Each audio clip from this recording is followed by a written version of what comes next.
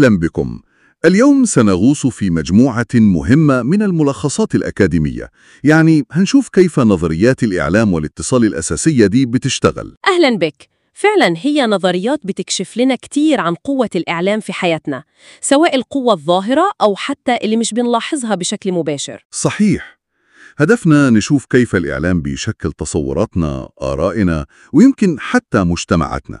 يعني كيف بيحط الأجندة وكيف بيأثر على فهمنا للواقع. تمام، هنبدأ من فكرة إيه اللي بنفكر فيه أصلاً، وصولاً لكيف بنفكر فيه. حلو جدا. نبدأ إذن بنظرية ترتيب الأولويات أو الأجندة.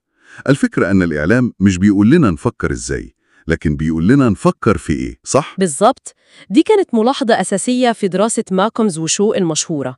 لما الإعلام يركز ويكرر قضايا معينة، الجمهور بيبدأ يشوفها أهم من غيرها. يعني التركيز والتكرار هم المفتاح؟ إلى حد كبير، وبيتأثر الموضوع ده كمان بطبيعة القضية نفسها. يعني مثلا قضايا قريبة من الناس زي التلوث، وكمان كثافة التغطية ونوع الوسيلة. زي التلفزيون مثلا تأثيره ممكن يكون أقوى من الصحف في النقطة دي؟ يعتقد ذلك في سياقات معينة، بس مهم نقول إن إثبات علاقة سببية مباشرة ده شيء صعب. يعني في عوامل تانية كتير غير الإعلام بتلعب دور. تمام. ده بيركز على إيه المهم. لكن في نظرية تانية بتتكلم عن كيف بيتم تناول القضايا دي، اللي هي تحليل الإطار الإعلامي، مش كده؟ نعم، هي زي ما تقول تطوير لفكرة الأجندة.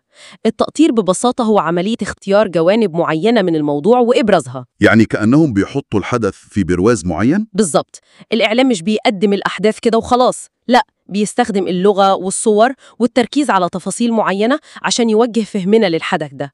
الإطار هو اللي بيدي المعنى. مثير للاهتمام جدا. طيب، ده عن تحديد الأهمية وكيفية عرضها. ماذا عن التأثيرات اللي بتتراكم مع الوقت؟ يعني التعرض المستمر للإعلام، خصوصاً التلفزيون. هنا بقى بندخل في نظرية الغرس الثقافي. جورج جيربنر كان بيقول إن المشاهدة الكثيفة للتلفزيون بتزرع بشكل تدريجي تصور معين عن الواقع في وعينا. تزرع تصور معين؟ زي إيه مثلاً؟ يعني مثلا لو التلفزيون بيعرض عنف كتير، ممكن المشاهدين الكثيفين يبدأوا يعتقدوا إن العالم مكان أخطر مما هو عليه فعلا. في مفهومين أساسيين هنا. الاتجاه السائد، يعني آراء المشاهدين الكثيفين بتبقى شبه بعض، والرنين. الرنين؟ قصدك لما اللي بنشوفه يتوافق مع تجاربنا؟ تماماً، لما تجربة شخصية تتوافق مع اللي بيتعرض في التلفزيون، التأثير بيزيد. لكن طبعاً في انتقادات للنظرية دي، زي إنها ممكن تبالغ في الربط وتتجاهل الفروق الفردية. مفهوم. طيب، الصورة دي اللي بيغرسها الإعلام عن الواقع السائد، هل بتأثر على استعدادنا نقول رأينا لو كان مختلف؟ هي دي تحديداً فكرة دوامة الصمت. إليزابيث نويمان بتقول إننا كأفراد بنخاف من العزلة الاجتماعية. يعني لو حسينا إن رأينا ده رأي أقلية، ممكن نسكت؟ بالضبط، لو حسينا إن رأينا ضد التيار السائد اللي الإعلام بيروجه وبيركز عليه، بنميل للصمت. الإعلام هنا بيساعد في تكوين الإحساس ده بالرأي السائد من خلال التراكم والشمولية والتجانس في الرسائل. بس أكيد الموضوع مش بالبساطة دي. يعني في ناس بتقول رأيها حتى لو مختلف. طبعاً، النظرية واجهت انتقادات بخصوص قوتها الفعلية، وإنها ممكن تتجاهل عوامل تانية زي الثقافة الشخصية وقوة الرأي عند الفرد نفسه. طيب، كل ده بيركز على المحتوى وتأثيره، لكن ماذا عن التكنولوجيا نفسها؟ يعني مارشال ماكلوهان كان ليه رأي مختلف تماماً بمقولته الوسيلة هي الرسالة. مارشال ماكلوهان كان ليه رؤية جذرية. هو شاف إن شكل الوسيلة التكنولوجية نفسها وكيف بنتفاعل معها تأثيرها على المجتمع والثقافة أكبر من المحتوى اللي بتقدمه. كيف يعني؟ هو اعتبر إن وسائل الاتصال دي امتداد لحواسنا، يعني الكتابة امتداد للعين، التلفزيون امتداد للسمع والبصر معاً، وميز بين وسائل ساحنة زي الراديو والصحف اللي بتقدم معلومات كتير ومحتاجة مشاركة قليلة مننا، ووسائل باردة زي التلفزيون والمحادثة اللي بتقدم معلومات أقل وبتطلب مننا تفاعل أكبر عشان نكمل الصورة. فكرة عميقة، بس ألا يعتبر ده تجاهل كبير للمحتوى؟ دي كانت من الانتقادات الأساسية ليه، إنه بالغ في دور التكنولوجيا وأهمل المحتوى والعوامل الاجتماعية التانية. التركيز على الوسيلة ده بيفكرني بنقطة تانية، وهي الوصول للوسيلة دي أصلاً. هل ده يربطنا بفكرة الفجوة المعرفية؟ تماماً. نظرية الفجوة المعرفية بتقول إن تدفق المعلومات في المجتمع خصوصاً عبر الإعلام بيميل إنه يزود المعرفة عند الناس اللي وضعهم الاجتماعي والاقتصادي أعلى بوتيرة أسرع من الفئات الأقل حظاً. وده بيوسع الفجوة بينهم؟ بالضبط.